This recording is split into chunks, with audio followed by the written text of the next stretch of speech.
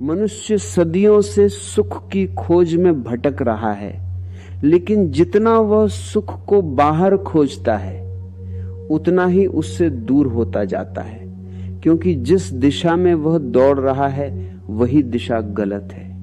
हम मान लेते हैं कि दुख का कारण दुनिया है, परिस्थितियां हैं, लोग हैं, भाग्य है, लेकिन अगर बहुत ईमानदारी से अपने भीतर उतर कर देखा जाए तो पता चलता है कि दुख का जन्म बाहर से नहीं, भीतर से होता है। दुख तब पैदा होता है जब मन कहता है कि जो है वह पर्याप्त नहीं है। दुख तब पैदा होता है जब हम इस क्षण को स्वीकार नहीं करते और किसी दूसरे क्षण की कल्पना में जीने लगते हैं। मन हमेशा भविष्य में टंगा रहता है, कभी कल की चिंता, कभी आने वाले समय की आशा, और इसी भटकाव में वर्तमान खो जाता है। और जो वर्तमान खो देता है वह शांति खो देता है, क्योंकि शांति केवल अभी में मिलती है। इच्छा का स्वभाव ही भविष्य है और ध्यान का स्वभाव वर्तमान है। इसलिए जहां इच्छा है वहां तनाव है, और जहां ध्यान है वहां विश्राम है। इच्छा एक सूक्ष्म भूख है जो कभी तृप्त नहीं होती। तुम एक इच्छा पूरी करते हो, दूसरी तुरंत खड़ी हो जाती है, दूसरी पूरी होती है, तीसरी जन्म ले लेती है। ये एक अंतहीन श्रृंखला है। मन हमेशा कहता है थोड़ा और, थोड़ा और यही थोड़ा और जीवन को बोझ बना देता है। हम सोचते हैं कि अधिक पाने से हम हल्के होंगे, लेकिन सच इसके ठीक विपरीत है। जितना अधिक इकट्ठा करते हैं उतना अधिक डर पैदा होता है। खो देने का डर, पीछे रह जाने का डर, दूसरों से तुलना का डर। इच्छा केवल चाह नहीं लाती, वह साथ में भय, ईर्ष्या, प्रतिस्पर्धा और बेचैनी भी लाती है। इसीलिए जिन लोगों ने संसार की सारी सफलताएं पाली वे भी भीतर से खाली पाए गए। बाहर महल है, भीतर सन्नाटा है। बाहर भीड़ है, भीतर अकेलापन है, क्योंकि जो खोज गलत दिशा में हो वह कभी पूरी नहीं होती। बचपन से हमें सिखाया जाता है कि कुछ बनो, कुछ हासिल करो, आगे बढ़ो, दूसरों से बेहतर बनो। धीरे धीरे यह शिक्षा हमारे भीतर एक गहरी असंतुष्टि पैदा कर देती है। हम जैसे हैं वैसे रहने में शर्म महसूस करने लगते हैं। हमें लगता है कि अभी हम अधूरे हैं और भविष्य में कभी पूर्ण होंगे, लेकिन यह सबसे बड़ा भ्रम है। पूर्णता भविष्य में नहीं मिलती, पूर्णता अभी है। जीवन इस क्षण में पूरा है। केवल मन उसे अधूरा कहता है ताकि वह अपनी इच्छाओं का खेल जारी रख सके। मन को तुम्हारी शांति में कोई रुचि नहीं है। मन को केवल गतिविधि चाहिए, भागदौड़ चाहिए, चाहत चाहिए। क्योंकि जब तुम शांत हो जाते हो तब मन का अस्तित्व ही मिटने लगता है। इसलिए मन तुम्हें लगातार उलझाए रखता है।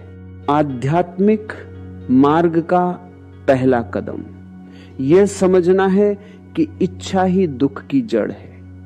यह समझ बौद्धिक नहीं, अनुभव की होनी चाहिए। जब तक तुम इसे अपने जीवन में महसूस नहीं करते तब तक यह केवल शब्द रहेंगे।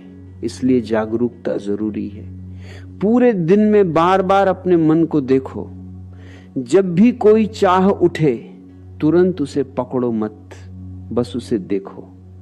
जैसे कोई नदी बह रही हो, तुम किनारे खड़े होकर उसे देख रहे हो।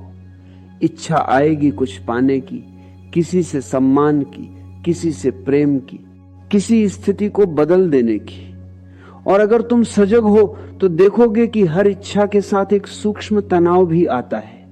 शरीर सख्त हो जाता है, सांस तेज हो जाती है, माथे पर दबाव आ जाता है। इच्छा कभी शांति नहीं लाती, वह हमेशा हलचल लाती है। इस हलचल को पहचानना ही जागृति की शुरुआत है। त्याग का अर्थ ये नहीं कि तुम वस्तुएं छोड़ दो, घर छोड़ दो, संबंध छोड़ दो। त्याग का वास्तविक अर्थ है भीतर की पकड़ छोड़ देना। वस्तुएं रहें पर स्वामित्व का अहंकार न रहे, संबंध रहे पर निर्भरता न रहे, काम करो पर परिणाम से चिपकाव न हो। जब तुम परिणाम से मुक्त होकर काम करते हो तब काम ध्यान बन जाता है। जब तुम बिना चाह के जीते हो तब जीवन पूजा बन जाता है। यह आंतरिक स्वतंत्रता है। यह किसी जंगल में नहीं मिलती, यह तुम्हारी चेतना में मिलती है। इच्छाओं से मुक्त होने का तरीका दबाना नहीं है, क्योंकि दबाने से वे और गहरी जड़ें पकड़ लेती हैं। यदि तुम इच्छा से लड़ते हो तो तुम उसी को शक्ति दे रहे हो। उपाय केवल साक्षी भाव है।